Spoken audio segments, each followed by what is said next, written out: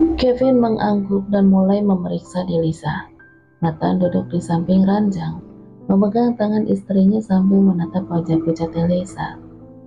Setelah beberapa menit, Kevin mengakhiri pemeriksaannya. Tuan, Nyonya mengalami kelelahan fisik dan tekanan mental yang cukup berat.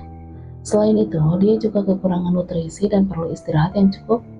Aku menyarankan agar Tuan membiarkannya beristirahat selama beberapa hari dan memastikan dia mendapatkan asupan nutrisi yang baik. Kekurangan asupan nutrisi? Apakah dikeluarkannya dia tidak diberikan makanan yang cukup? Lalu tekanan mental? Bukankah wanita ini selalu hidup glamor? Itu artinya wanita ini hidup dengan manja. Lantas mengapa malah sebaliknya? Nathan membatin mendengar penjelasan yang diberikan oleh Kevin yang tampak berlawanan dari informasi yang Nathan ketahui, bahwa Daisy adalah wanita yang kehidupannya mewah. Terima kasih Kevin, sekarang tugasmu merawat Daisy dengan sebaik mungkin. Jika dia membutuhkan apapun, beritahu aku secepatnya, ujar Nathan dengan wajah yang tegang. Kevin mengangguk. Baik Tuan, aku akan melakukannya. Namun Tuan, kaki Anda baru saja pulih dan belum diizinkan untuk membawa sesuatu yang berat. Aku takut jika tulang Anda akan bergeser dan bengkok, ucap Kevin dengan penuh kekhawatiran. Nathan menatap ke arah kakinya. Nathan baru beberapa bulan dapat berjalan normal setelah dia menjalani terapi. Maka dari itu, Nathan masih menyembunyikan keadaannya sebelum dia benar-benar pulih. Kini Nathan menunduk dan menghela nafas. Aku tahu Kevin, terima kasih udah mengkhawatirkanku. Kalau begitu, aku permisi Tuan. Kevin membungkuk, pria itu pun berlalu. Kini, suasana kamar menjadi tenang, hanya dengan bunyi pernapasan Delisa yang teratur. Tidurlah, semoga kamu cepat pulih. Setelah berucap demikian, Nathan pun berlalu dari kamar Delisa. Sementara di luar kamar, Adam mengikuti langkah Kevin yang tengah melangkah.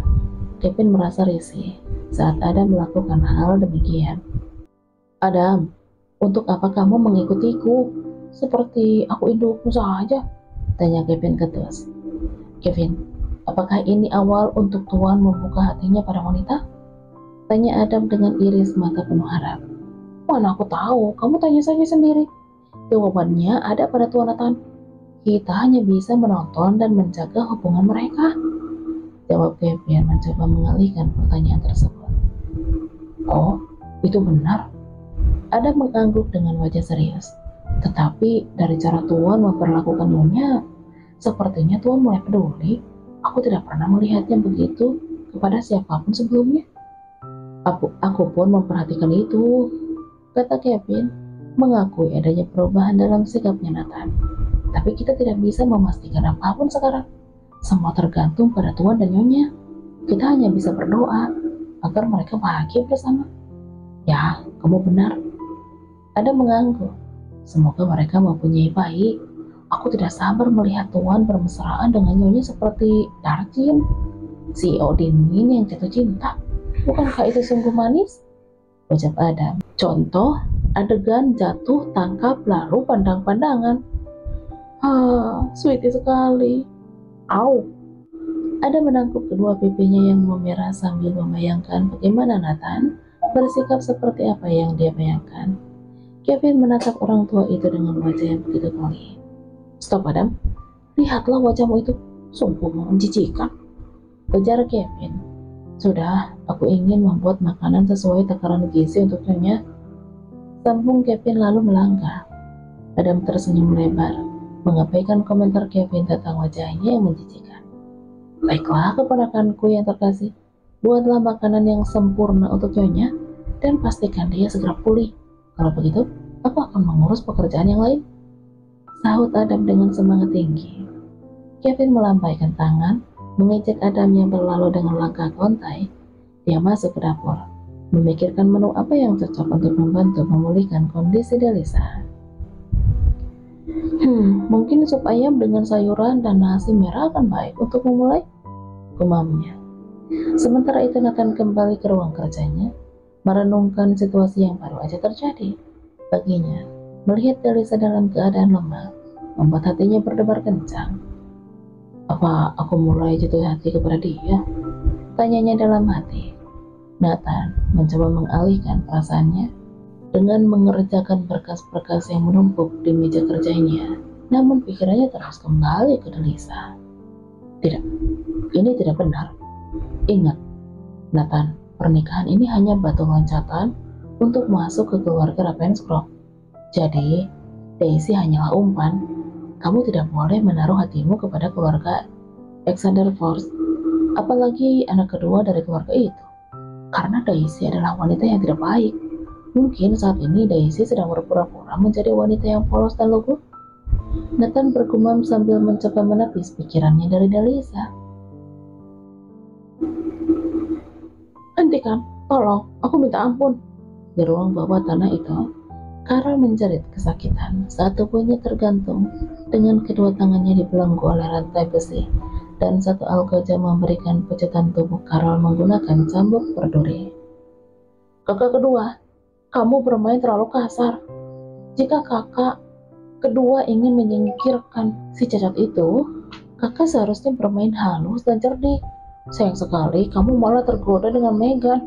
Sungguh memalukan, ucap Henry dengan nada mengejek. Tuan ketika itu duduk di depan Carol dengan wajah mengejek atas kelalaian sepupunya itu. Karena dalam misi, dia harus terjebak oleh permainannya Nathaniel, yang berakhir mendapatkan hukuman cambuk oleh kakek mereka. Henry melanjutkan monolognya. Cahaya bulan tahun ini cukup indah, bukan? Sayangnya kakak kedua malah menjalani malam yang tidak menyenangkan di sini.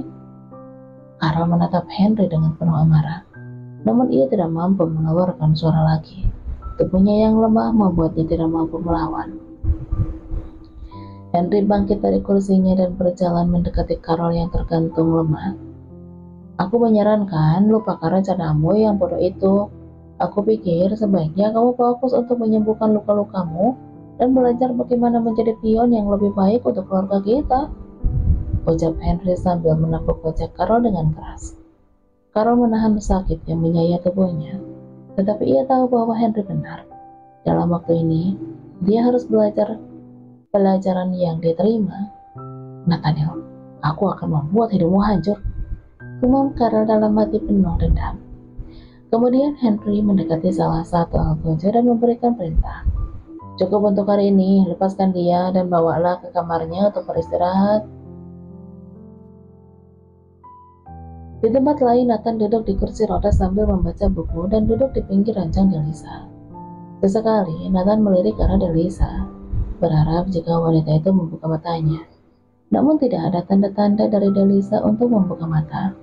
Hanya suara dengkuran lembut yang terdengar dari wanita itu. Mungkin efek obat sehingga dia tidur begitu lelap, gumam Nathan yang kembali fokus ke buku yang ia baca. Tok tok tok. Terdengar ketukan pintu kamar. Masuk, sahut Nathan. Pintu ruangan itu terbuka dan Samuel berjalan ke dalam ruangan. Ada yang perlu aku bicarakan, Tuan? Tampaknya Carol dan Henry tidak akan berhenti, lapor Samuel. Nathan tersenyum sinis. Sepertinya mereka belum sadar bahwa mereka sedang bermain api, ucapnya. Kita harus melakukan sesuatu sebelum mereka bertindak lebih jauh, Tuan. Nathan mengepalkan tangannya dengan kuat. Terus pantau segala gerak-gerik mereka. Kalau perlu, beberkan semua kejahatan mereka di muka umum. Saat sedang membahas masalah Carol dan Henry, Delisa terlihat bergerak-gerak dengan gelisah di atas tempat tidur. Aduh, punggungku sakit sekali, derai Delisa. Menyadari Delisa akan bangun, Nathan memberikan kode untuk Samuel segera pergi. Samuel membungkuk kemudian berlalu. Sudah bangun?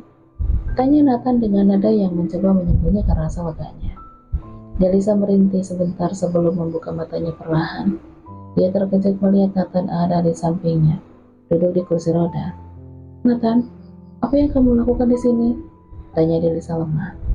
Aku hanya ingin memastikan kamu baik-baik aja, jawab Nathan singkat.